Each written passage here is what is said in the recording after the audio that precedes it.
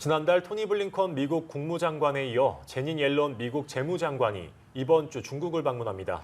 허리펑 중국 부총리 등을 만나 양국 간 경제 현안을 두루 논의할 것으로 전망됩니다. 베이징 임경빈 특파원입니다. 세계 안정을 위해 최근 미국과 중국의 관계 개선을 주장해온 제닛 옐런 미국 재무장관. 조 바이든 미국 대통령이 시진핑 중국 국가주석을 겨냥해 독재자로 지칭하며 중국이 강력 반발한 와중에도 옐런 장관은 미중 양국은 가능한 협력해야 한다고 강조했습니다. As I said in a speech earlier in the year, as the world's two largest economies, we have a responsibility to work together on global issues. It's something we can do and something the world expects of us. 미국 경제 분야의 차르로 불릴 만큼 막강한 위상을 자랑하는 옐런 장관이 오는 6일부터 나흘간의 일정으로 베이징을 방문합니다.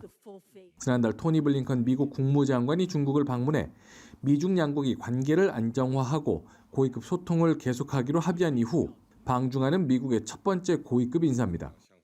허리펑 부총리, 류쿤 재정부 장관의 회동이 예상되는 가운데 중국 경제 최고 책임자인 리창 총리와의 만남 가능성도 거론됩니다.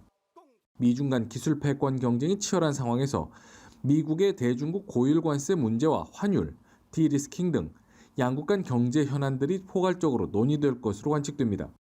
옐런 장관은 앞서 미국 하원 의회에 출석해 값싼 중국산 물품을 구매하는 데서 미국이 큰 이익을 얻을 것이라며 디커플링은 큰 실수가 될 것이라고 밝혔습니다.